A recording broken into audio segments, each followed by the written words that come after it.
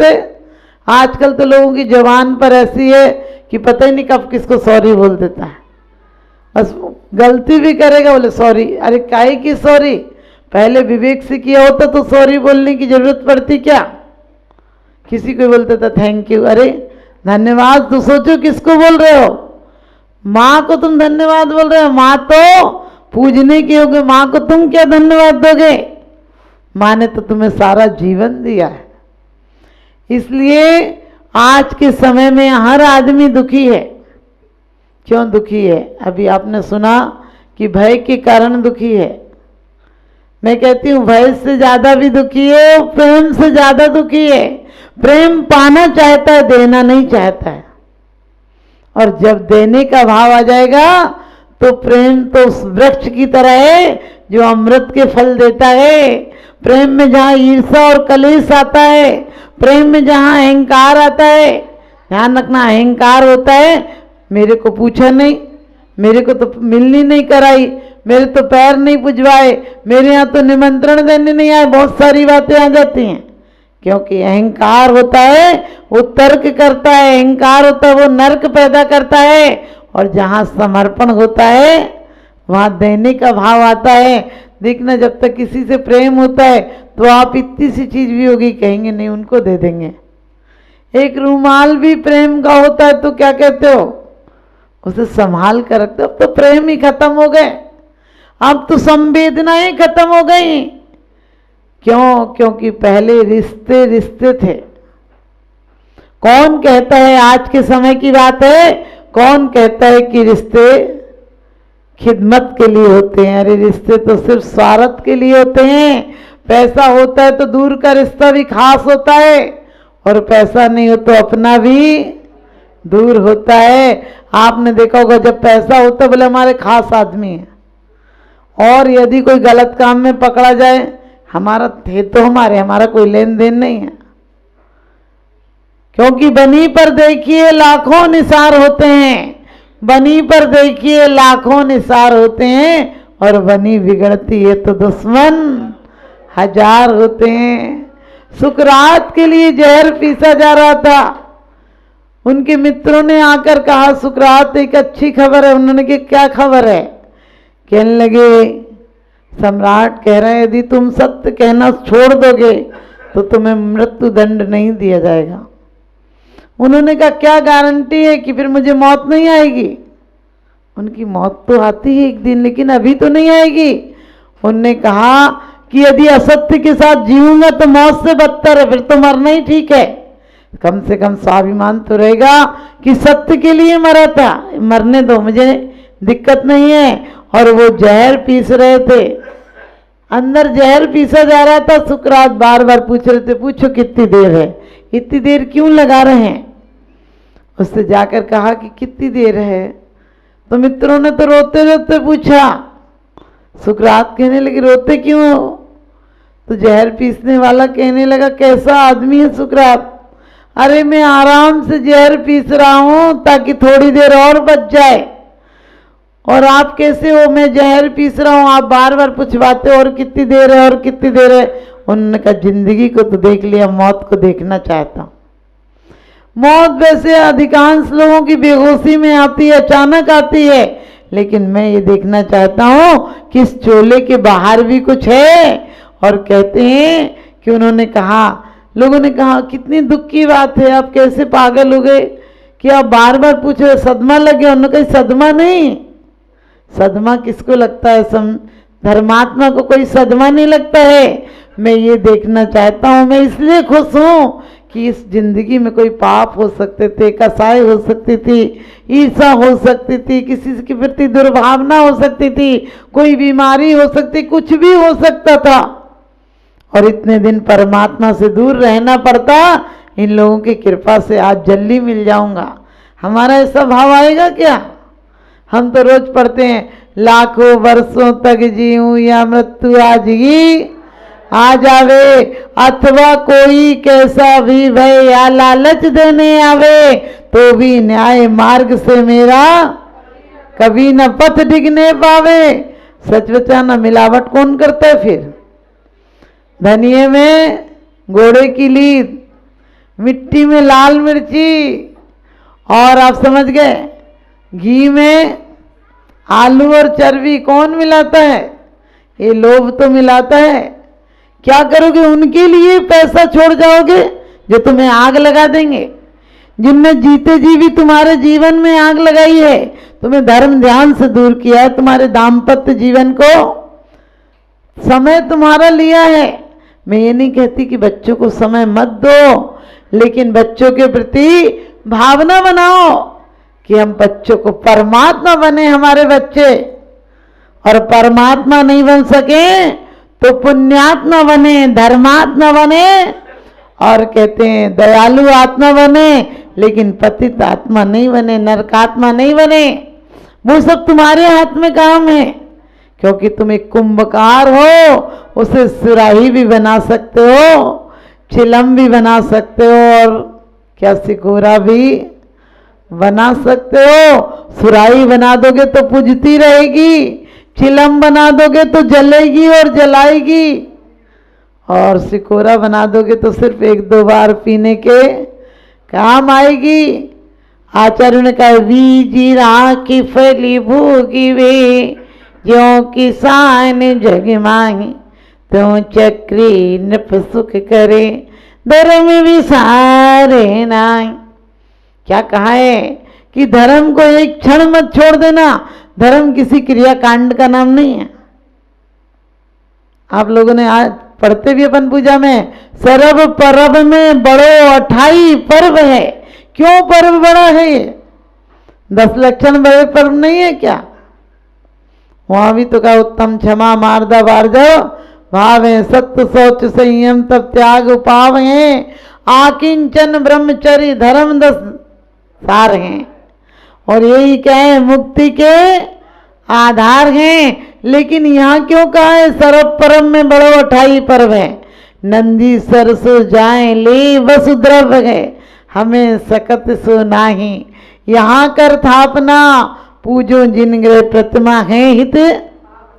भगवान हम बड़े बेईमान आदमी हैं, हम चढ़ाने के पहले कह देते हैं यह अर्घ की हो निज गीत, तुमको अर्पत हो ध्यानत कीनो शिव खेत, भूमि समर्पित हो। भगवान तुम चक्कर में मत रहना, मैं बनी आदमी हूँ। ये भी इसलिए चढ़ा रहा हूँ, मुट्ठी भर भी पहले बता देता हूँ। आपको क्या फर्क पड़ता? आपको कोई चावल से फर्क पड़ेगा क्या? ये चावल मैं भी नहीं खाता हूँ, ऐसे कच्चे चावल तुम खाते हो क्या? खा लोगे क्या? पेट खराब हो जाएगा, खा मत लेना। लेकिन चढ़ाते क्यों? ये चावल नहीं चढ़ा रहे हम, इसके अंदर बहुत लक्ष्य है।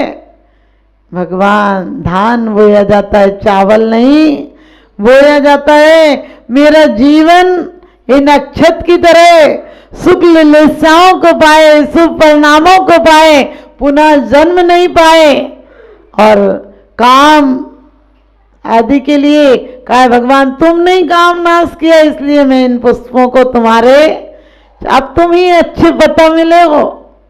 लेकिन सच बताना, यहाँ बोल भले कुछ दो, कुछ भी बोल लो तुम, लेकिन फर्क नहीं पड़ता है। तो ये पर्व महापर्व क्यों है? सर्व पर्वों में बड़ा पर्व क्यों है? कभी विचार किया?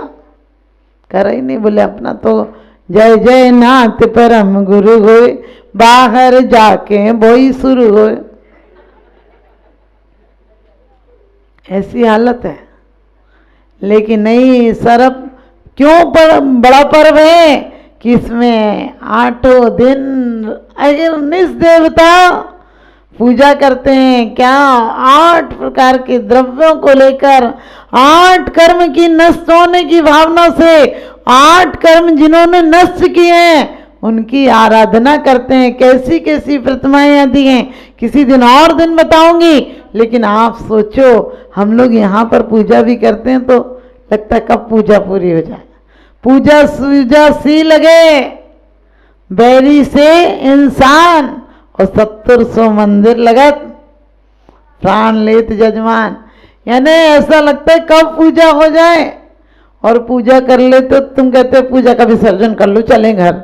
अरे पूजा का विसर्जन नहीं, इस अनुष्ठान का, इस संकल्प का विसर्जन कर रहे हो, पूजा तो तुम्हारे प्रत्येक क्षण पूजा हो जाना चाहिए, तुम्हारा प्रत्येक कार्य अर्चन हो जाना चाहिए, तुम्हारी प्रत्येक जीवन की सांसें पापों के प्रक्षालन में अभिषेक की तरह हो जाना चाहिए, तो सच्ची तुम्हारी पूजा है। लेकिन आज तक तो हमने ऐसी पूजा कर ली है, चाहे पुष्प चढ़ा लो, चाहे नैवेद्य चढ़ा लो। आप लोगों ने नैवेद्य चढ़ाते टाइम क्या भावना भाई थी? ये नैवेद्य 5 इंद्रियों को पुष्ट करता है, शरीर को पुष्ट करता है, और तुमने 5 इंद्रियां के विषय समाप्त हो गए, 5 इंद्रियां समाप्त हो गई। आपको अच्छे आप ही दिखे हो जो इनको जरूरत नहीं है, इसलिए आप जैसे परम देव के सामने में समर्पित कर रहा। लेकिन हम लोग मंदिर में आते भी है ना, तो ये सोच के आते, बोले किसी से कहो, नई बहू बेटी से बोले मंदिर जाया करो, तो क्या कहती हैं औरतें? बोले अभी खेलने खाने के दिन है, चली जाएगी बाद में। हमने कि बाद में वैसे ही आधी बूढ़ी आती है, 25-26 की तो पहले ही आती है, 50 में पूरा ही बुढ़ापा आ जाता है। क्योंकि ध्यान रखना, अर्ध मृतक सम बूढ़ापनो, कैसे रूप लखे आपनो।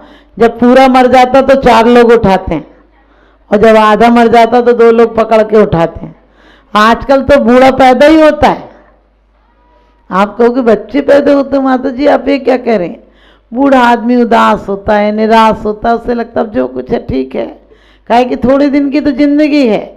लेकिन जवान होता है, वो पत्थर में पैर मारे तो पानी की उम्मीद रखता है, वो चांद तारों पर जाने की कोशिश करता है। हमारा दिल भी बच्चों की तरह हो तो हम सिद्ध शिला तक जाने की कोशिश करेंगे।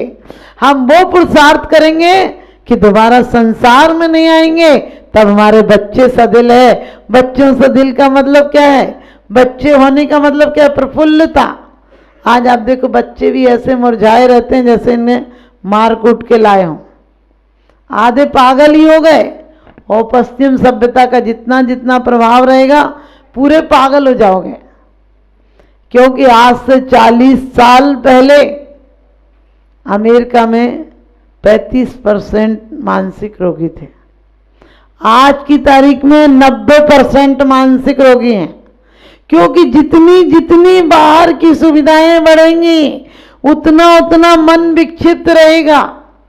पहले कहा था एक गांव से दूसरे गांव ही नहीं जाता था, कोई आपस में ही 2-4 कोस में रिश्ते कर लेते थे, फिर उन्हें पता ही नहीं होता था, सब पैदल चले जाते थे पियर मायके ससुराल।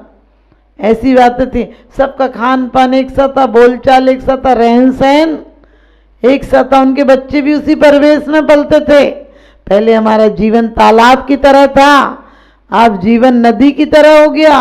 रोज फैशन बदल रही है, रोज सोच बदल रही, रोज पुस्तकें बदल रही, रोज सब कुछ बदल रहा है। अब इसमें कहाँ रुक पाएगा आदमी? इस बहाव में कैसे सुखी जीवन व्यतीत कर पाओगे? तो हम लोगों को चाहिए, हम पश्चिम की सभ्यता करोगे तो अपने भारत वाले तो और जल्दी आगे बढ़ जाते हैं। यदि पश्चिम की सभ्यता का अनुसरण करोगे, कटे फटे टूटे टाटे कपड़े पहनोगे, समझ गए? पहले एक थैगड़ा लगाओ तो कोई कहता था ये पहमद लगा, हम पहन के जाएंगे क्या? इतना सा कपड़ा फटा हो तो छेद भी हो जाए तो लोग पहन के नहीं जाते थे। आप देखो कितने फाड़ फाड़ के पहनते हैं, लगता भिखारी चला है, इस पे कपड़े तो हैं ही नहीं। बोले आजकल स्टाइल है ना, कि स्टाइल भी तो जरा देख तू, ना पजामा दिख रहा, ना वो लुंगी दिख रही, ना चूड़ीदार दिख रही, ना सलवार दिख रही, ना वो लहंगा दिख रहा है, ना सरारा दिख रहा है। सरारा कम से कम हम लोगों के टाइम में कपड़े चलते थे, ढंग के चलते थे, कि ऊपर बढ़िया सरारा कुर्ती होती थी और नीचे सरारा दिखता था। अब वो लुंगी सरारा पजामा पता नहीं क्या है, वो घुटनों से नीचे तक तो कुर्ता ही है, जैसे किसी का मांग के पहन लाए। और सरारा नीचे ऐसे है जैसे लगता है किसी के पेटीकोट और चूड़ीदार मिला के सिल दिया हो। नीचे से इतना सा चूड़ीदार दिखता, ऊपर से पूरी लुंगी दिखती है। माने ये पागलपने की निशानी है। हमें ऐसे कपड़े बिल्कुल नहीं पहनने चाहिए। आप देखो जितने आतंकवादी हैं, पुलिस वाले हैं, जितने जोश वाले काम वाले, वो सब चुस्त कपड़े पहनते हैं। जितने डकैत तो कहते हैं वो लोग चुस्त कपड़े पहनते हैं। आजकल हमारे बच्चे बच्चियां चुस्त कपड़े पहनने लगे। इतने टाइट कपड़े पहनोगे तो टेंशन डिप्रेशन में जियोगे। डॉक्टर सोरेमैन अमेरिका का लिखता है कि बच्चियों को तो खासकर चुस्त कपड़े पहनने ही नहीं चाहिए। उनकी आने वाली संतानें क्या मानसिक रोगी होंगी, क्योंकि उनका शरीर इतना अलाउ नहीं करता है कि वो चुस्त कपड़े पहने। और चुस्त कपड़े पहनेंगी तो उनको क्रोध आएगा ही आएगा, उत्तेजना आएगी आएगी।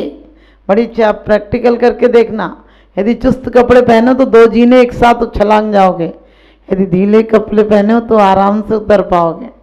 अब यहाँ देखो मंदिर में लोग आते हैं तो ऐसे भगवान की ढोक देते हैं, आप समझ गए, मुझे कहने की ज़रूरत नहीं है। वो कैसे ढोक देते हैं कि जैसे जंजीरें पड़ी हों, या कपड़े इतने बुरे हैं कि बस पूछो मत।